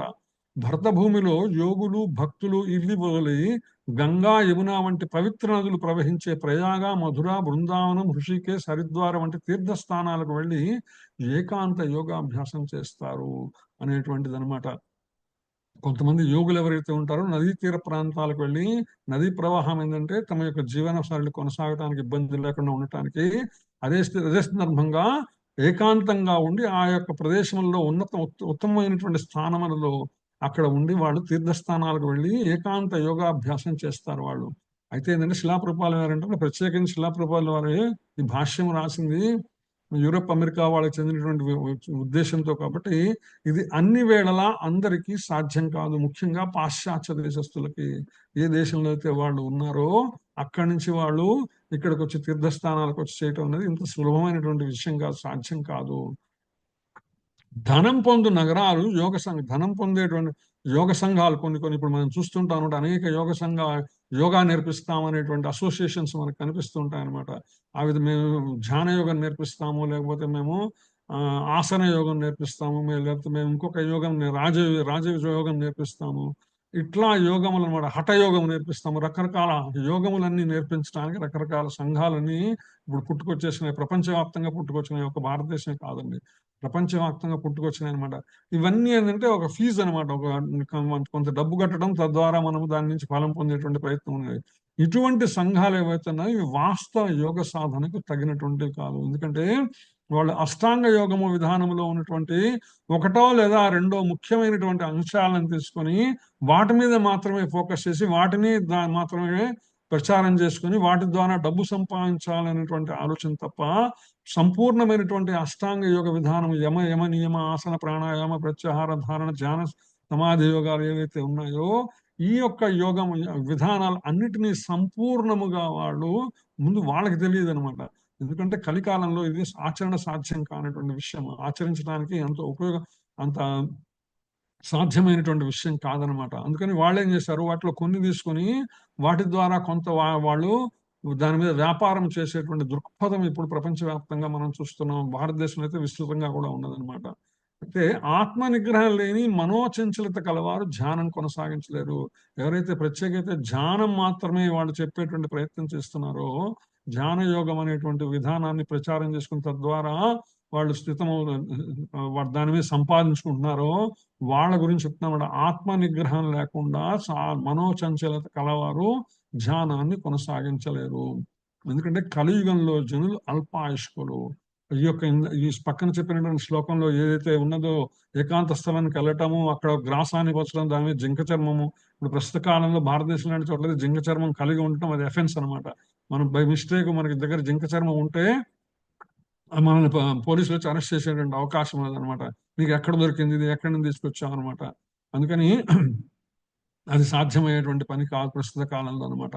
జింక చర్మం వేయటము, దాని వస్త్రం వేయటము, దాని మీద కూర్చోవటము, ఏకాంతంగా కూర్చోవడం అసలు వీలయ్యేటువంటి పరిస్థితి కాదు. ఏకాంతంగా మనం అడవుల్లోకి వెళ్ళడానికి కూడా లేదనమాట, లేదు ఏకాంత ప్రదేశాల్లోకి. ఎందుకంటే అది చట్ట ప్రకారం నేరం. మన పాటికి మనం వెళ్ళి నేను ఉంటానంటే ఒప్పుకోరు అనమాట, ప్రభుత్వాలు ఒప్పుకోవు. అందువల్ల కలియుగంలో ప్రత్యేకించి అల్ప ఆయుష్కులు. కనీసం ఏంటంటే కలియుగ ప్రామాణికమైన 120 సంవత్సరాలు జీవించడానికి కూడా మనం ఎంతమంది చూస్తున్నాం 120 సంవత్సరాలు బతికుండే వాళ్ళని. 70 దాటంగానే అబ్బో 70 ఏళ్ళు పైన ఉన్నారా, లేదా 80 దాటంగానే అమ్మో 80 ఏళ్ళు, ఆయన 90 ఏళ్ళు అంటే 90 ఏళ్ళు ఇంకా ఉన్నారు, బ్రహ్మాండంగా ఉన్నారా అనుకుంటున్నాం. 90 ఏళ్ళు దాటి ఉన్నారంటే అట్లా ప్రస్తుత కాలం ఏంటంటే అల్పాయుష్లు 100 దాటడం అనేటువంటిది మనం చూడటల్లా.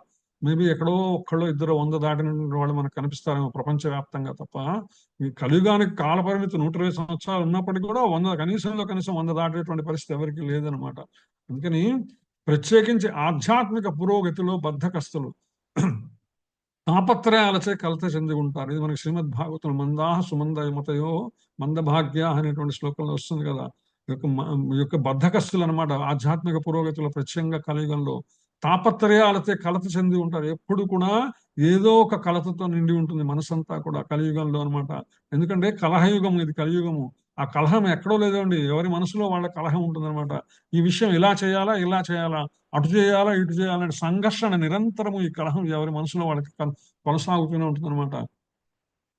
అటువంటి వారి ఆత్మానుభవానికి హరినామ సంకీర్తనే ఉత్తమ మార్గం అని శిలాప్రభుపాదుల వారు మనకి స్పష్టం చేస్తున్నారు భాష్యంలో. దానికి సంబంధించి కొన్ని ప్రామాణికాలు కూడా ఆయన చెప్తున్నారు. నారదీయ పురాణంలో చెప్పబడింది, హరేర్నామ హరేర్నామ హరేర్నామ కేవలం కలవు నాస్తేవ నాస్తేవ నాస్తేవ గతిరంజన అని. కపటము మరియు కలహములతో కూడిన ఈ కలియుగంలో హరినామ కీర్తనే ఏకైకమాను. హరేర్నామై కేవలం కలవు నాస్తేవ నాస్తేవ నాస్తేవ గతిరమణ. ఈ కలహయుగంలో హరినామ కీర్తన మాత్రమే ఏకైక మార్గం. దాని మించింది మరొకటి లేదు. దానికి వేరే మార్గం లేదు, వేరొక మార్గం లేదు, వేరొక మార్గం లేదు. 3 సార్లు చెప్పడం అంటే, శాస్త్రంలో ఏదైనా సరే 3 సార్లు ప్రస్తావించబడిందంటే దానికి వాస్తవికత ఉన్నదని, దానికి శాశ్వతత్వం లభిస్తుంది అనేటువంటి ప్రామాణికం అనమాట. శాస్త్ర గ్రంథములలో ఏదైనా చోట 3 సార్లు విషయం చెప్పబడిందంటే. అందుకనే మనము శ్రీమద్ భాగవతాన్ని కనుక, భగవద్గీతను కనుక కలిస్తే, కర్మ ద్వారా భగవంతుని చేరటం ఎలా, భక్తి ద్వారా భగవంతుని చేరటం ఎలా, జ్ఞాన ద్వారా భగవంతుని చేరటం ఎలా, 3 విధాలుగా ఒకే విషయాన్ని భగవానుడు 3 చోట్ల 3 రకాలుగా ప్రస్తావిస్తారన్నమాట శాశ్వతత్వం కోసము. అంటే భగవంతుని చేరడం అనేటువంటిది తప్పనిసరి, వేరే మార్గం లేదనమాట. సర్వధర్మాన్ పరిత్యజ్య మామేకం శరణం వ్రజ అహం త్వా సర్వపాపేభ్యో మోక్షయిష్యామి అని చెప్తాడు కదా భగవానుడు. అది కర్మషట్కము, కర్మయోగము ద్వారానా, భక్తి యోగము ద్వారానా, జ్ఞానయోగం ద్వారానా, ఎవరికి వాళ్ళు డిసైడ్ చేసుకోవాల్సిందే. వాళ్ళు డిసైడ్ చేసుకుని, అందులో శిలాప్రభుపాదుల వారి మహానుభావులు మనకి ఇచ్చిన గైడెన్స్ ఏంటంటే, భక్తి యోగం అన్నిటికన్నా ఉత్తమమైనది, ప్రస్తుత కలియుగములో ఆచరించడానికి అనుకూలమైనటువంటిది అనే విషయం చెప్తారనమాట. అందుకని హరేర్నామ హరేర్నామ హరేర్నామై కేవలం కలవు నాస్తేవ నాస్తేవ నాస్తేవ గతిరంజత అని చెప్తారనమాట. అదే సందర్భంగా నారాయణ సంహిత కూడా చెప్తుంది. శిలాప్రభుపాదుల వారు భాష్యముల్లో కొన్ని చోట్ల ఈ శ్లోకాన్ని కూడా ప్రస్తావిస్తారు. నారాయణ సంహిత కూడా, ద్వాపరీయైర్ జనైర్ విష్ణు పంచరాత్రైతు కేవలై కలౌతు నామమాత్రేణ పూజ్యతే భగవాన్ హరి. ద్వాపరయుగంలో ప్రజలు నారద పాంచరాత్ర విధులచే విష్ణువును పూజించాలి. ద్వాపరయుగంలో ఎవరైతే వచ్చి ఉన్నారో వాళ్ళందరూ నారద పాంచరాత్రం అనేటువంటి శాస్త్రం ఏదైతే ఉందో, అంటే నారదుడు చెప్పినటువంటి శాస్త్రము, పాంచరాత్రం అనేటువంటి శాస్త్రము, 5 రాత్రుల్లో ఆయన శాస్త్రాన్ని అందించాడు. ఎందుకు అందించాడంటే, భగవంతుని సేవించేటువంటి విధి విధానాలన్నింటినీ కూడా ఇప్పుడు మనకి వింటూ ఉంటారు, మీరు న్యూస్ లో వింటూ ఉంటే, తిరుమల తిరుపతి దేవస్థానంలో ఏ శాస్త్ర ఆధారంగా చెబుతాయి అర్చనలు? హరే కృష్ణ.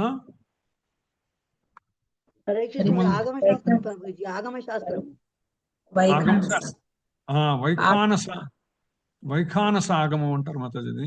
ఒట్టి ఆగమం కాదు. ఆగమం అంటే వేదముల సంబంధమైనటువంటిది. విఖనస మహర్షి అని ఒక ఆయన రాశారనమాట. ఈ పాంచరాత్రానితో పాటు సమానమైనటువంటి శాస్త్రం అదనమాట. విఖనస మహర్షి అని ఆయన రాశారు. భగవంతుని యొక్క ఆరాధన విధి విధానాలు, భగవంతుని ఏ విధంగా అర్చనాదులు చేయాలి, షోడశ ఉపచారాలు ఏవైతే ఉన్నా అవి ఏ విధంగా చేయాలి, ఉత్సవాలు ఎలా చేయాలి, పండగలు ఎలా చేయాలి అనేటువంటి వాటి మీద ఆయన రాశాడు విఖనస మహర్షి. దాన్ని వైఖానస ఆగమం అంటారనమాట. తిరుపతి దేవస్థానం వాళ్ళు వైఖానస ఆగమాన్ని అనుసరిస్తారు.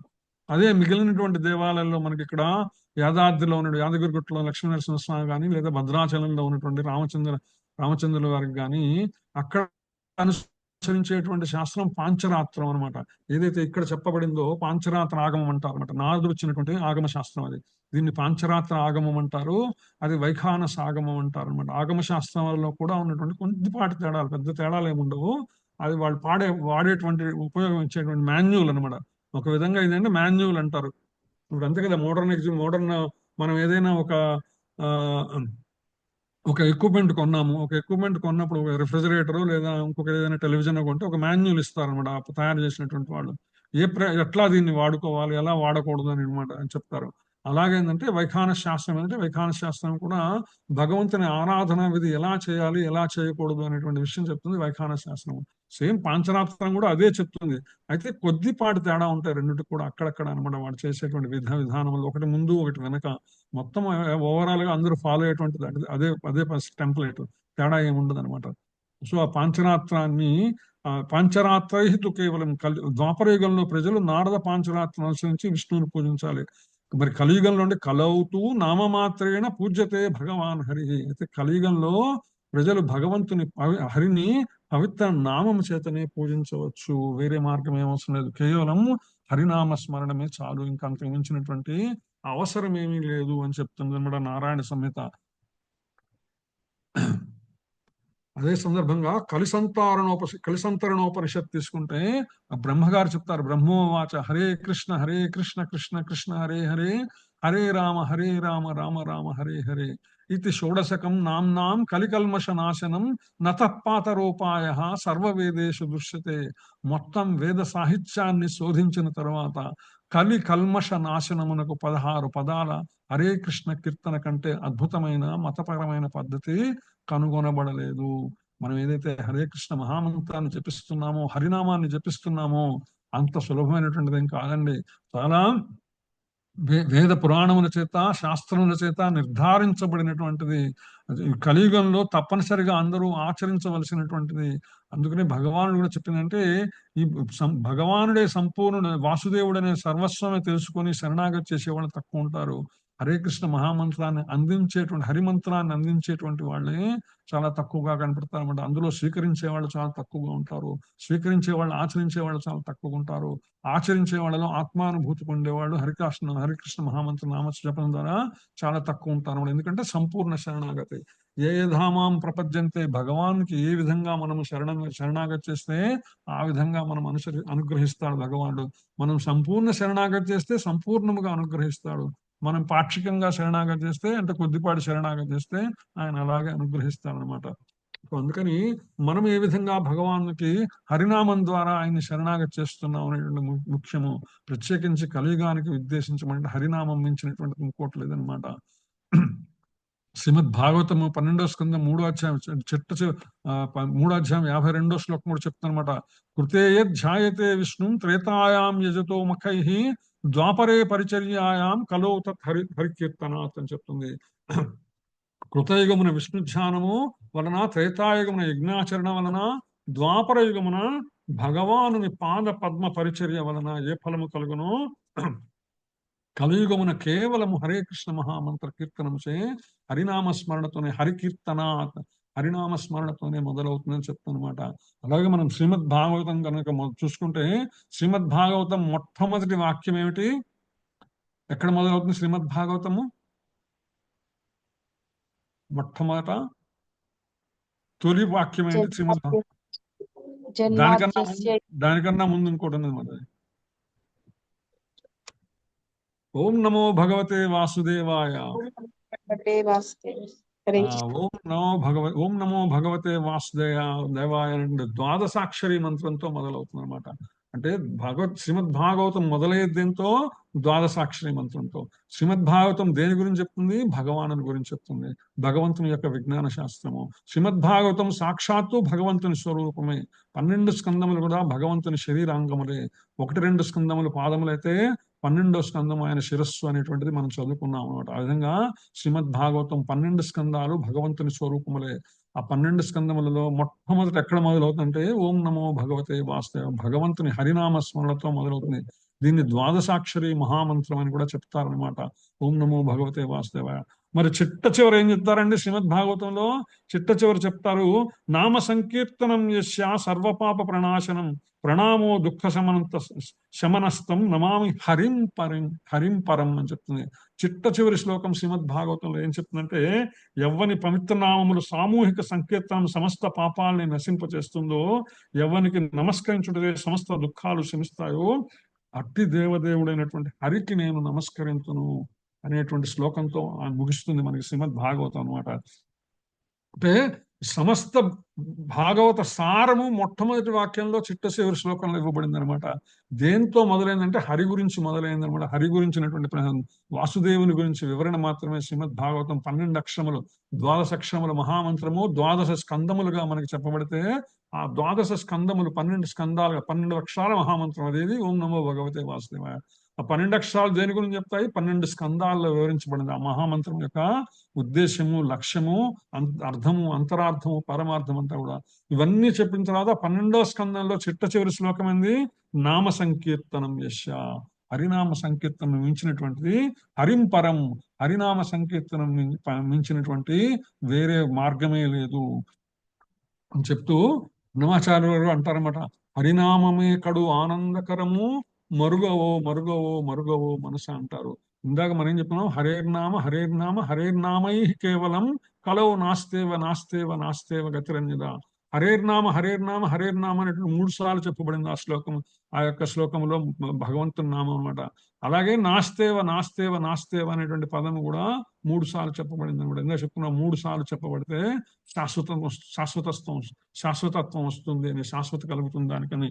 అదే విధంగా ఇక్కడ కనుక మనం చూస్తే హనుమాచార్య హరినామమే కడు ఆనందకరము, కడు అంటే చిట్ట చివరి, ఇంకా దానికి మించినటువంటి ఆనందం ఇంకొకటి లేదు అని చెప్తున్నారు హనుమాచార్యులు. చెప్తూ ఆయన ఏమంటారు, మరుగవు మరుగవు మరుగవు మనస అంటారు. అంటే బాగా మరగమంటున్నాడు ఆయన. అంటే రెండు రకాలైన అర్థం చేసుకోవచ్చు అండి మనం తెలుగులో. మరుగు అనేటువంటి పదానికి 2 రకాలైన అర్థాలు ఉన్నాయన్నమాట. మరుగవు అంటే బాగా దానికి బానిసవు, వ్యసనం అవ్వు, అది నీకు వ్యసనం అవ్వాలి. ఏది వ్యసనం అవ్వాలా? ఆ భగవంతుని హరినామం వ్యసనం అవ్వాలి. హరే కృష్ణ కృష్ణ కృష్ణ హరే హరే, హరే రామ రామ రామ హరే హరే అనమాట. ఏ విధంగా అయితే దేనికైనా బానిస అయినటువంటి వ్యక్తి దాన్ని వదలకుండా ఉండలేడు అని క్షణక్షణం దాన్నే కోరుకుంటాడు, మనము కూడా మనసా వాచ కర్మణ హరినామానికి మరగాలి, బాగా వ్యసనం కావాలి మనకనమాట. అంతేకాదు మరుగవో మరుగవో మరుగవో మనసు అంటే మనసు అందులో బాగా బాయిల్ అవ్వాలండి. మరగటం అంటే బాయిల్ అవటం అంటారు కదా మనకి తెలుగులో. బాగా దాన్ని నీళ్ళని బాగా వేడి చేస్తుంటే నీళ్లు మరిగినాయి అంటారు కదా పొయ్యి మీద పెట్టినప్పుడు. ఆ మరుగ మనసుని కూడా హరినామంలో మనం బాగా బాయిల్ చేయాలి. ఆ విధంగా హరినామమే దాన్ని మించినటువంటి ఆనందం ఇంకొకటి లేదు. మరుగవో మరుగవో మరుగవో మనస, వెక్కసమగు నీనామము వెలసులభము ఫలమధికము, దిక్కై నన్నేలిత వికనవి తీరని నా ధనమయ్యా అంటారు మరొక కీర్తనలు హనుమాచార్యులు అనమాట. వెక్కసముగు నీనామం, ఎంత నీ నామం చేయాలంటే ఎంత ఎక్కువ చేసినా కూడా ఇంకా దానికి అంతే ఉండదు. ఎంత చేసినా కూడా పర్వాలేదు. రోజుకి 16 మాలలు కాదు, 32 మాలలు కాదు, 64 మాలలు కాదు, 108 మాలలు చేసినా కూడా తక్కువే అనమాట. ఎందుకంటే అది వెల సులభము ఫలం అధికము. ఏమన్నా ఖర్చు అవుతుందా అండి హరినామం పలకడానికి? హరినామము అని హరే కృష్ణ కృష్ణ కృష్ణ హరే హరే, హరే రామ రామ రామ హరే హరే నామము మనం నోట్లోంచి పలకాలంటే ఏమైనా డబ్బులు కట్టాలా మనం ఎవరికన్నా? ఏదైనా ఖర్చు అవుతుందా దానివల్ల? ఏమీ కాదు. ఇంకా మరింత మంచిదే శరీరమునకు, ఆరోగ్యమునకు, మనస్సుకు కూడా అనమాట. వెక్కసమగు నీ నామం వెల సులభము, ఏం ఖర్చు లేదని, చాలా చాలా సులభమైనటువంటిది. మరి ఫలము అధికము, ఆ నామాన్ని పలికినంత వరకు దాన్ని మించినటువంటి ఫలం ఇంకోట్లేదు. దిక్కై నన్నేలితవి కన్నవి దిక్కై నన్నేలితవి కన్నవి తీరని నా ధనమయ్యా. నాకు ఇంతకన్నా ఇంత ధనరాశి ఉన్నది, నాకు ఎంత ధనరాశి ఉన్నది? నీ మహామంత్రాన్ని నిరంతరము జపించేటువంటి ధనరాశి ఎంత జపించినా కూడా తరిగేది కాదండి ఈ ధనం. ఏది మహామంత్ర ధనం ఏదైతే ఉన్నదో ఎంత ఖర్చు పెట్టినా కూడా అది ఖర్చు కాదు, వస్తూనే ఉంటుంది నిరంతర. మనము ఎంత వాడుకుంటే అంత వస్తుంది అనమాట, ఎంత జపం చేస్తే అంత వస్తుంటుంది అనమాట. ఇట్లా హరినామం ఏదైతే ఉన్నదో, నువ్వు ఈ మంత్రం ఇచ్చి నన్ను కాపాడవయ్యా అని చెప్తున్నారు అనమాట. సో ఆ విధంగా శిలా ప్రభుపాదుల వారు ఈ భాష్యంలో ప్రత్యేకించి కలియుగములో ఈ యొక్క మంత్ర ప్రాముఖ్యత గురించి ఎందుకు చెప్పారంటే, బృహన్నారది పురాణం గురించి, నారాయణ సంహితలోని, కలిసంతరణ ఉపనిషత్తు నుంచి, శ్రీమద్ భాగవతంలోంచి ఇటువంటి కీర్తనలన్నీ, శ్లోకాలన్నీ కూడా ఈ ప్రత్యేకంగా ఈ భాష్యానికి ఎందుకు చెప్పారంటే, ఏదైతే ఇక్కడ ఈ శ్లోకములలో చెప్పబడినటువంటి అష్టాంగ యోగ సాధన ఉన్నదో అది మనం వినటంలో తప్పేం లేదు, విని తెలుసుకోవాల్సిందే తప్పనిసరిగా.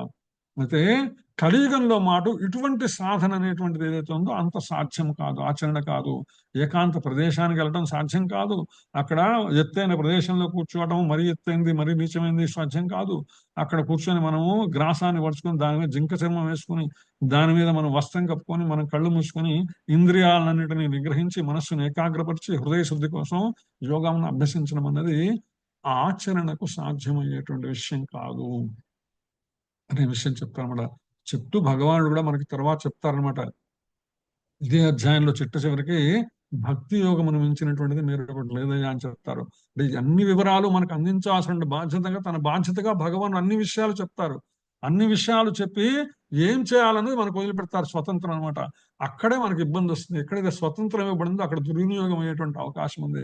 అందుకనే మనకు అక్కడ అటువంటి చోటే మనకి మార్గదర్శి అవసరం ఉంటుంది అనమాట, గైడెన్స్ అవసరం ఉంటుంది. అందుకని సత్సాంగత్యము, సాధు సాంగత్యము, శాస్త్ర సాంగత్యము తప్పనిసరి అని చెప్పేది అనమాట. అంటే ఆ గురువులను ఆశ్రయించి గురువుల ద్వారా ఆయా సందర్భంలో ఎలా చేయాలి అనే విషయం ఎలా తెలుస్తుందంటే, ఇటువంటి వాటి ద్వారా తెలుస్తుంది.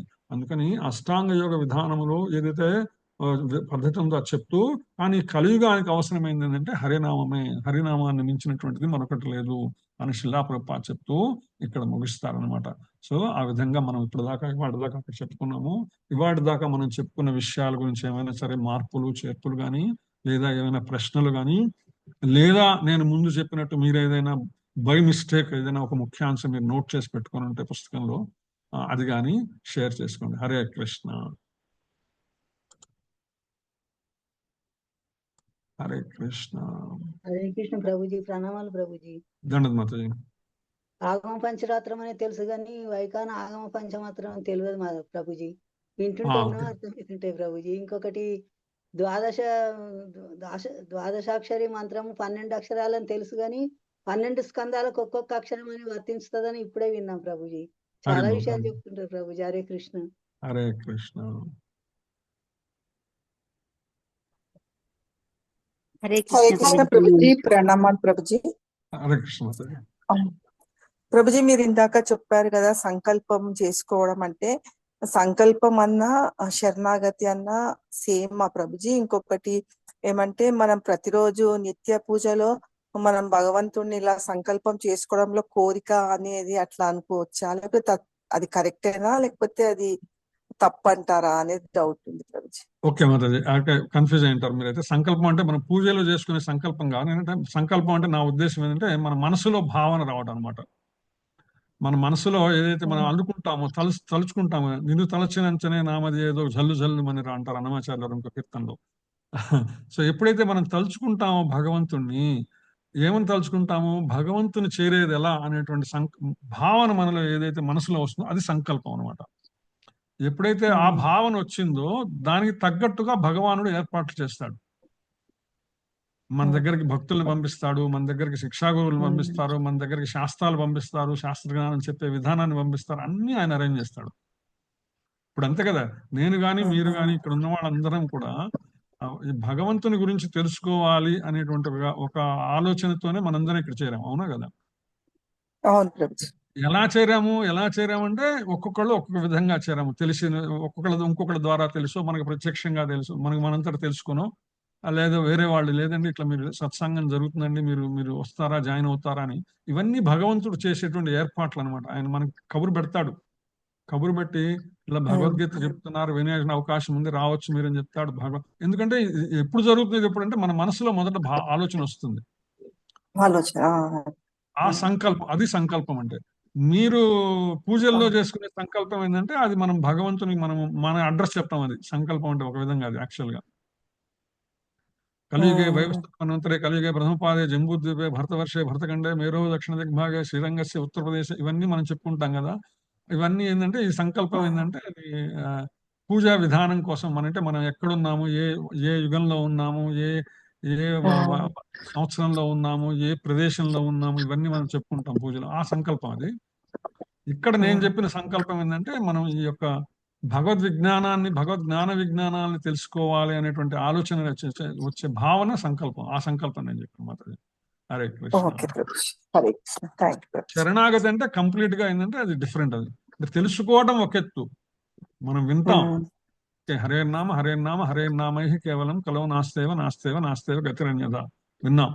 హరే కృష్ణ మహామంత్రం తెలుసుకున్నాం. ఇది మనం ఎంత సాధన చేస్తున్నాం, ఇది శరణాగతి, సంపూర్ణ శరణాగతి అనమాట. అంటే భగవంతుని మనసా వాచా కర్మన భగవంతునికి చేసేటువంటి సేవ. ఏ విధమైనటువంటి సేవ? శ్రవణ కీర్తన స్మరణ అర్చన వందన పాద సేవన దాస్య సాఖ్య ఆత్మనివేదన. నవవిధ భక్తి మార్గముల ద్వారా ఎంత మనము మనసులో గాని శరీరంతో గాని వాక్కుతో గాని భగవంతుని సేవ ఎంత చేస్తున్నాం, మనసా వాచా కర్మణ చేస్తున్నాం అనేది శరణాగతి యొక్క ఏ ధామాం ప్రపంచంతే ఎంత చేస్తున్నాం అనేది ఇంపార్టెంట్ శరణాగతిలో. అది శరణాగతి మాత్రం. హరే కృష్ణ. ఓకే, అంటే మనం రోజు అలా అనుకోవచ్చా